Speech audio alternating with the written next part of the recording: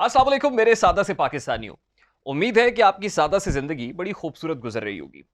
गुज़श्ता चंद रोज पहले मैंने एक वीडियो में आपसे दरखास्त की थी कि मेरे सादा से पाकिस्तानियों आइए मीर रियासत मोहतरम वज़ीर आज़म इस्लामी जमहूरिया पाकिस्तान जनाब इमरान खान साहब की तारीफ़ें करते हैं। और फिर हमने कुछ तारीफ़ें की दलाइल की रोशनी में, लेकिन मेरे कुछ सादा से दोस्तों को वो तारीफ़ें भाई नहीं।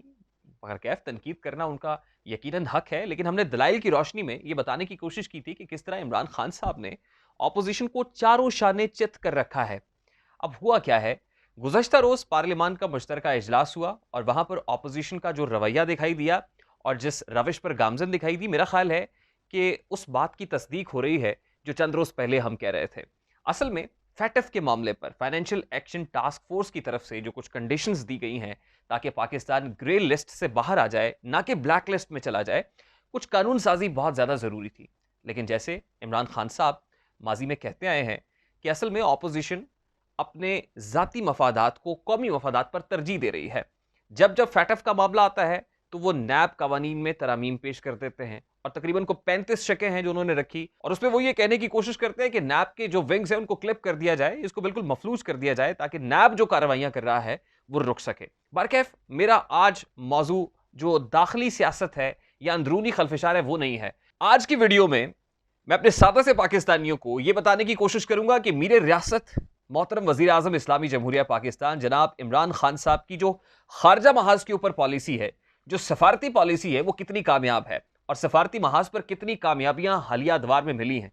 और फिर यह भी बताऊंगा कि कहां कहां पाकिस्तान का सर फखर से बुलंद हुआ है, कहां कहां हमारे हमसाया मुल्क भारत को हजीमत उठाना पड़ी है, सुबकी का सामना करना पड़ा है। अब कल ही की मिसाल ले लीजिए कि कल शंघाई ताउन तंजीम के नेशनल सिक्योरिटी एडवाइजर्स की एक मीटिंग थी, एक मल्टी फॉरम इजलास था। उसमें अजीत डोवल भारत की तरफ से इजलास को छोड़कर रवाना हो गए। यह पहली बार नहीं हुआ कि जब भारत कोई फ्लोर छोड़कर भागा हो। कल क्यों भागना पड़ा? वो इसलिए कि एक बड़ी कामयाब स्ट्रैटेजी, एक निहायत ही खूबसूरत हिकमत अमली के साथ, जहां मोईद यूसुफ साहब बैठे हुए थे जो एडवाइजर नेशनल सिक्योरिटी है, उन्होंने अपने पस मंजर के अंदर वो नक्शा लगा रखा था जो पाकिस्तान का नया पॉलिटिकल मैप है, जिसमें मकबूजा कश्मीर को पाकिस्तान का हिस्सा दिखाया गया है। भारत को यह कदम एक आंख नहीं भाया। अजीत डोवल साहब दम दबाकर भाग गए। यकीनन भारत को हजीमत उठाना पड़ी इसलिए कि जो शंघाई ताउन तंजीम है उन्होंने उस नक्शे को एंडोर्स किया है। ना सिर्फ चाइना ने एंडोर्स किया बल्कि दीगर कंट्रीज ने, रूस जैसे कंट्री ने भी उसको एंडोर्स किया। तो पाकिस्तान को एंडोर्समेंट मिल रही है, भारत दम दबाकर भाग रहा है। मैंने आपसे कहा यह पहली बार नहीं हुआ। इससे पहले आपको याद होगा किस तरह लद्दाख में भारत ने 1000 मुरब्बा किलोमीटर का रास्ता छोड़ा, चीन को मौका मिला, चीन ने जनाब अपनी टेरिटोरियल हेजेमनी वहां पर कायम कर ली। इससे पहले भारत सार्क कॉन्फ्रेंस छोड़कर भाग गया, पाकिस्तान को मौका मिला। इससे पहले भारत कैवकास 2020 छोड़कर भाग गया, भारत और चीन को फ्रंट फुट पर खेलने का मौका मिला। और मुझे उम्मीद है कि भारत मकबूजा कश्मीर को भी इसी तरह से दम दबाकर वहां से भागेगा, छोड़कर भागेगा, और पाकिस्तान वहां पर बताएगा कि किस तरह कश्मीरियों का हक खुदरादियत सबसे इंपॉर्टेंट है, सबसे ज्यादा जरूरी है। और मुझे लग रहा है कि इस महाज में, समत में, इस डायरेक्शन में जो कामयाबियां मिल रही हैं वो रास्ता यकीनन श्रीनगर की जानिब जाता है।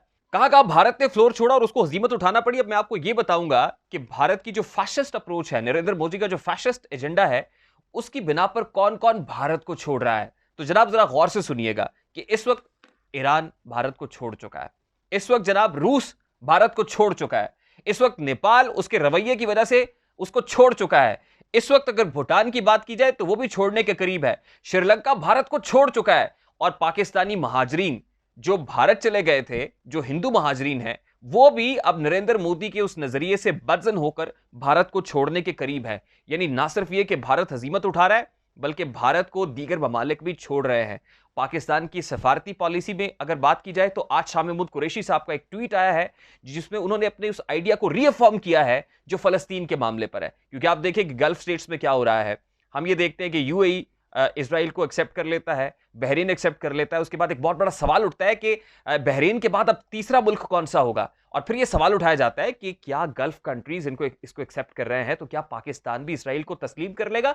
लेकिन वजीर खारजा शाह महमूद कुरैशी का यह स्टेटमेंट यकीनन दिलेराना है कि हम अपने मौकिफ पर कायम हैं, डटे हुए हैं, और हम यह समझते हैं कि दो रियासतों के कयाम में ही फलस्तीन का हल मुज़मिर है। फलस्तीनियों को उनका हक खुदरादियत मिलना चाहिए है, उनके लिए एक अलहदा स्टेट बनानी चाहिए है, तभी फलस्तीनियों के मसाइल हल हो पाएंगे। तो इस तरह पाकिस्तान अल्हम्दुलिल्लाह बड़े दलेराना अंदाज में अपना मुकदमा पेश कर रहा है, ना सिर्फ मुकदमा पेश कर रहा है बल्कि उसको फाइट भी कर रहा है। तो इस पर मैं फिर से कहूंगा कि सैल्यूट तो बनता है जनाब।